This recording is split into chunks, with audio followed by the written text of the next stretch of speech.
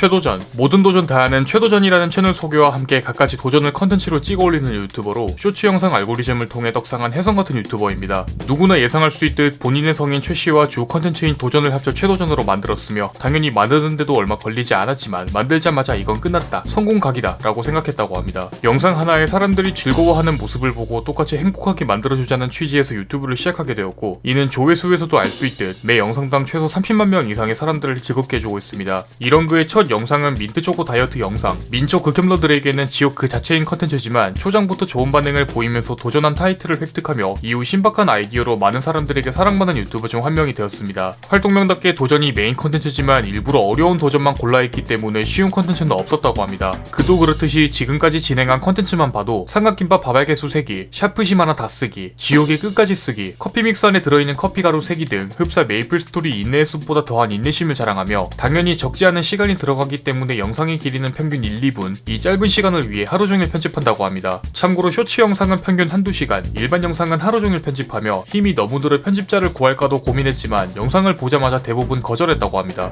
주로 샤워하거나 화장실에서 볼일 볼 때 아이디어를 많이 얻는다고 하며 촬영하는 모습을 상상하면서 기록해둔다고 합니다. 또한 최도전의 영상 댓글에는 추천 빌런들이 상당수 있는데 이들의 댓글도 꼼꼼히 읽으면서 기발한 내용은 자신의 아이디어에 접목시켜 컨텐츠를 기획하는 편입니다. 참고로 촬영은 짧으면 반나절, 길어지면 하루 내내 걸리는 편이며 길어지는 날에는 잠시 끊고 중간에 밥 먹고 온다고 합니다. 넷플릭스 인기 드라마 오징어 게임의 수혜자 중 한 명입니다. 여기서 달고나 게임을 똑같이 재현한 컨텐츠가 당시 오징어 게임 붐과 맞물려서 인기 급상승 1위를 달성했고, 달고나 하나를 다 먹기 위해 약 3,300번을 핥는 기적의 근성을 보여줬습니다. 실제로 이 달고나도 원래는 직접 만들어서 쓰려고 했지만 3시간이 넘는 노력 끝에 국자랑 냄비를 다 태워 먹어 만드는데 실패해서 시중에 파는 달고나로 했다고 합니다. 여기에 자매품 오징어 게임 참가자 수를 세는 도전은 전참시에서 유병재가 어떤 유튜버가 오징어 게임 참가자가 456명인지 다 세던데 굉장히 흥미로웠다면서 언급하게 됐습니다. 최도전이 뽑은 가장 어려웠던 컨텐츠는 바로 용과시 세기입니다. 잘 모르는 분들을 위해 설명하자면 이렇게 생긴 과일의 씨를 모두 세는 것인데 그 씨의 크기가 매우 작아 핀셋으로 일일이 걸러내서 셌으며 이때 처음으로 수전증이 있는 걸 알았다고 합니다.